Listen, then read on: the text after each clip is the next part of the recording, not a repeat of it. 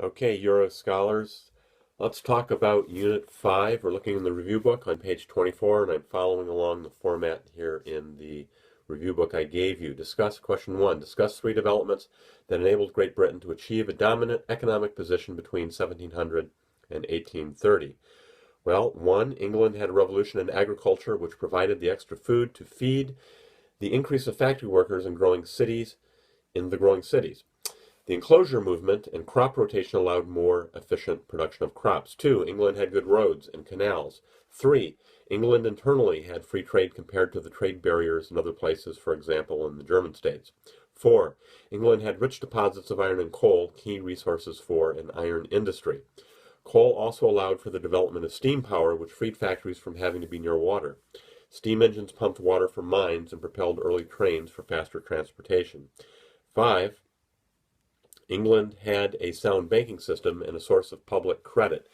The reserve of capital came from earlier overseas exploration and trade, and this is called the Commercial Revolution, where there's this trade around the world. Britain had a growing empire to exploit and to sell goods to. 6. Unlike other parts of Europe, all classes paid taxes, which led to political stability and consensus. The 1832 Reform Act increased broad representation in a parliament which advanced the interests of the industrious capitalist class. 7. British society was mobile by the standard of the times. 8. The growing cities created a cheap source of labor and a place of growing demand. 9. The textile industry grew in Britain due to a shift in the putting out system to the factory system. By the way, the putting out system is also called the domestic system. British inventiveness led to new machinery such as the flying shuttle, the spinning jenny, the water frame, and the power loom. 10. Mercantilism of the 1700s gave way to the later laissez-faire free trade of a dynamic and wealthy overseas empire. Jumping down to 2. Explain why Europe saw no lasting peace in the period between the Peace of Westphalia in 1648 and the Peace of Paris in 1763. Remember, the Peace of Westphalia is the end of the 30 Years' War, and the Peace of Paris, 1763, is the end of the French and Indian War, also called the 7 Years' War. Well, first of all, there was no balance of power in this time period. There's this shift of potential power which brings coalitions of opponents to stop the would-be power from getting too much power. For example, Louis XIV tried to expand the Bourbon dynasty to Spain, which led to Spain. The French tried to expand their dynasty into Spain, which led to the War of Spanish Succession. And remember, that war ends with a Bourbon on the Spanish throne, but there's a deal that there will be no unity politically between France and Spain. In the north of Europe, I'm looking at the top of page 25, Peter the Great successfully defeated Sweden to gain a window on the west, St. Petersburg. And then finally, the 7 Years' War saw the defeat of France in North America, which soon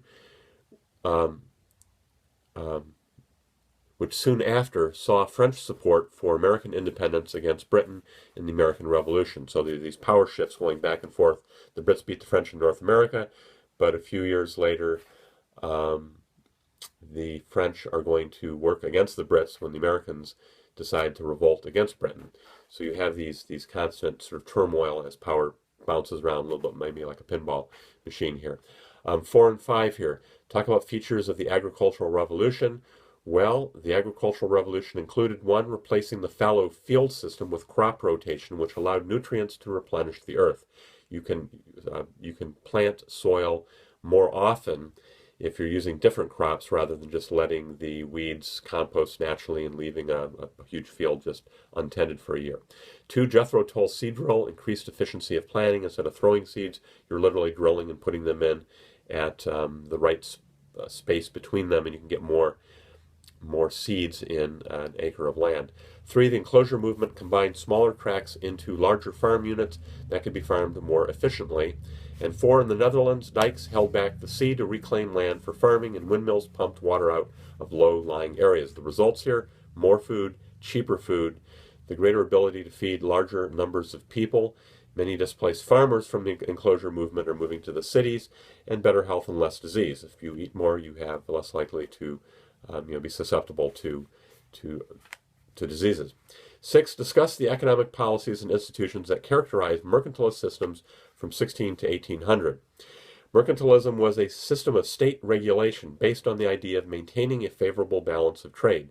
This could only be done by having an increasing gold supply. The belief was that wealth was finite and that nations must sell more than they buy. Nations could increase wealth by one, conquering or amassing colonial lands and transferring others' wealth to your side of the ledger. Two, export more than you imported by setting up import taxes, as in tariffs, and loosening internal trade by limiting internal trade taxes.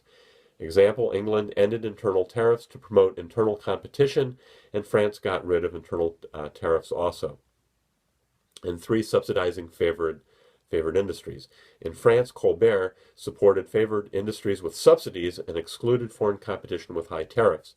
Colbert supported building roads, canals, and bridges and a large merchant fleet. In Great Britain, the Navigation Acts targeted the Netherlands.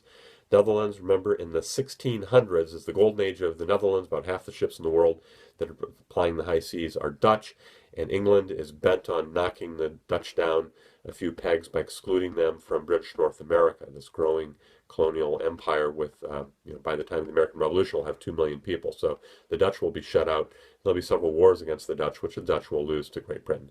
Britain, through war, the War of Jenkins' Ear, won the right to sell slaves in the Spanish West Indies, and this is called the Asiento. The states supported British East India companies, controlled trade there in India. As far as the Netherlands,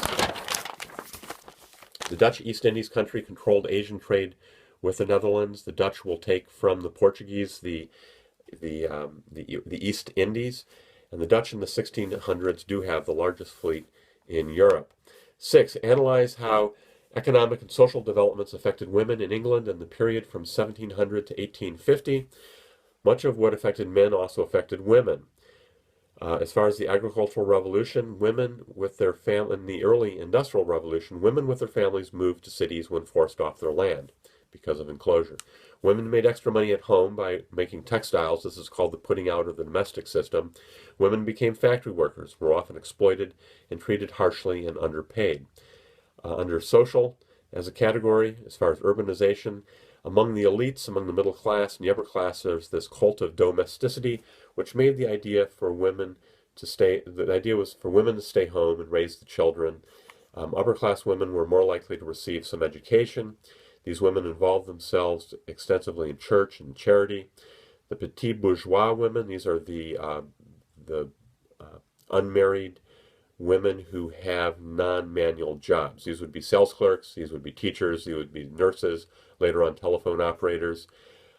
They will work until marriage, but in areas that are socially acceptable for them. Smaller families and later age of marriage. This is one of the characteristics of industrial Western Europe. Poor women, many became domestic maids.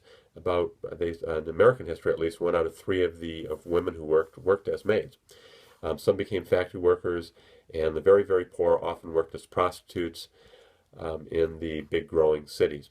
As far as the Enlightenment, women were kept out of universities, the professions, and politics, although women did run the salons. These are places where the philosophers would meet and discuss and talk about politics and philosophy and political reform. And political reform was discussed by these philosophers. Mary Wollstonecraft wrote The Vindication of the Rights of Women, asking for women to have access to education, not to waste the minds of half of your population. Okay, you'll see that some of these questions here we're going through are kind of recycled. Question 7, analyze the economic, technological, and institutional factors responsible for Western Europeans' domination of world trade. Well, economically, Western Europe has an agricultural revolution, an industrial revolution. There's mercantilism. There's this triangular trade with Africa.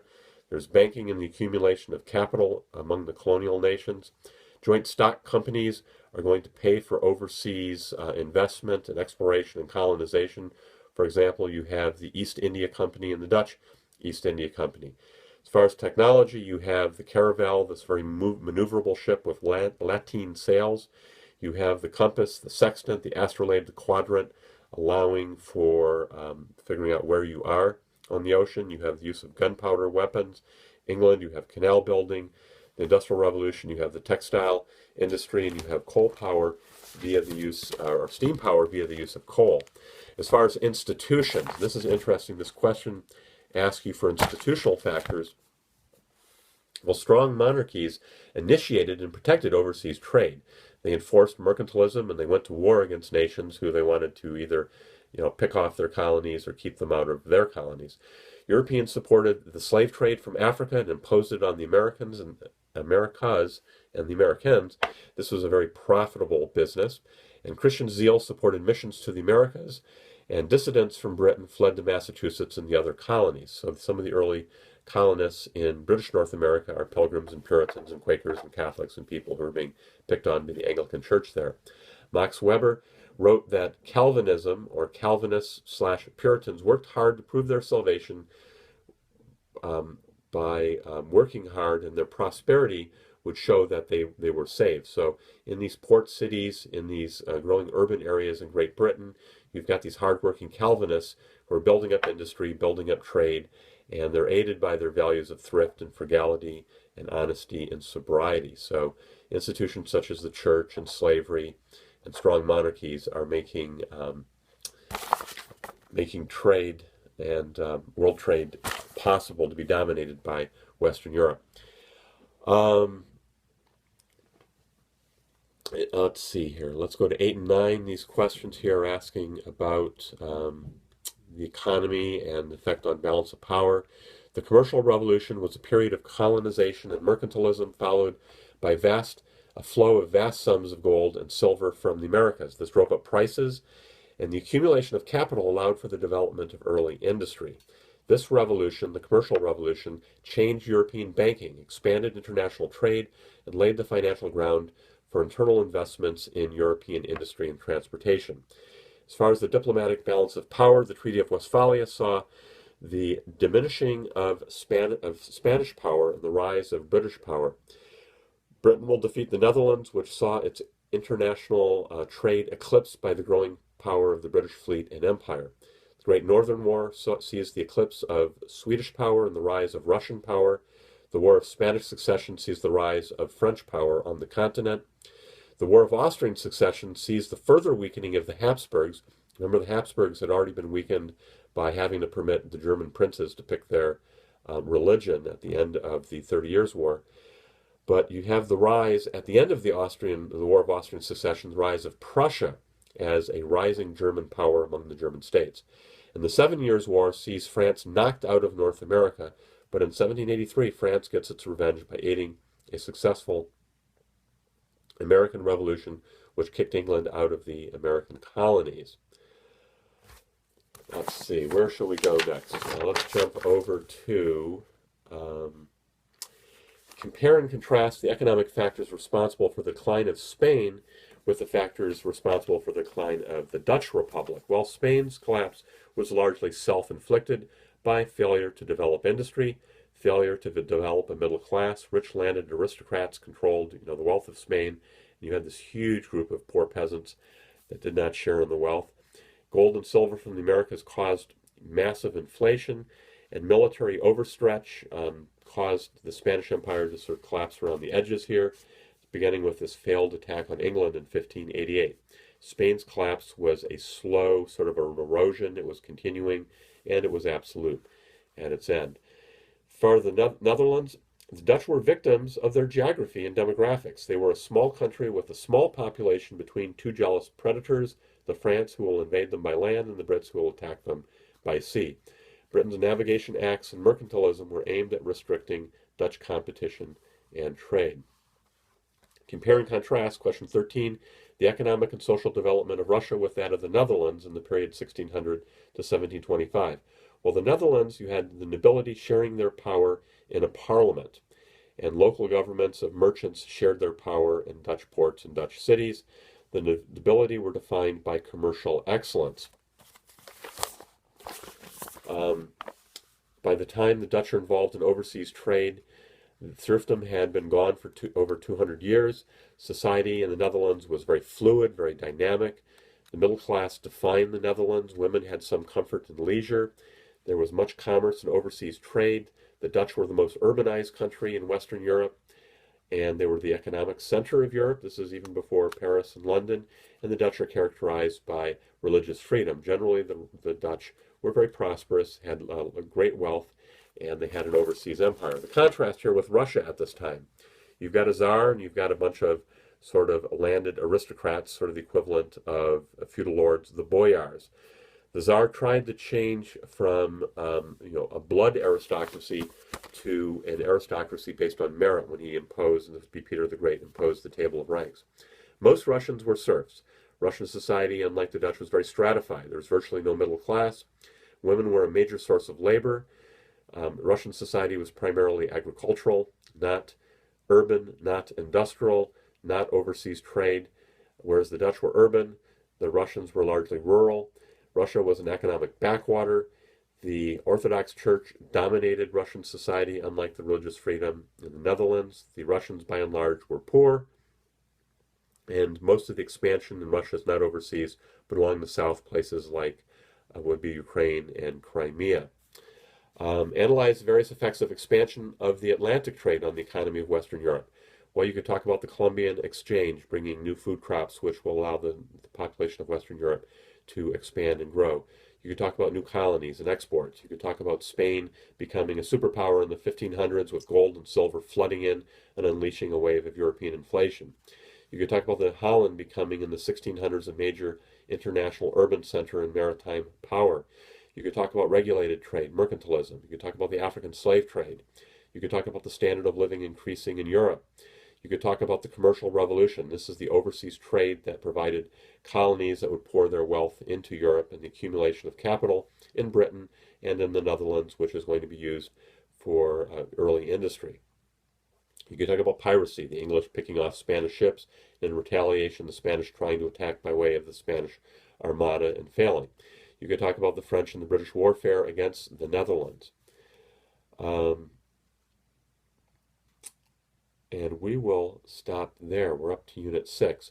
So that's kind of your blow-through Unit 5, which was on kind of social stratification and on some of these trade wars and the commercial revolution, the early industrial revolution. Just keep in mind, the early industrial revolution is primarily textile, and that's sort of late 1700s, early 1800s.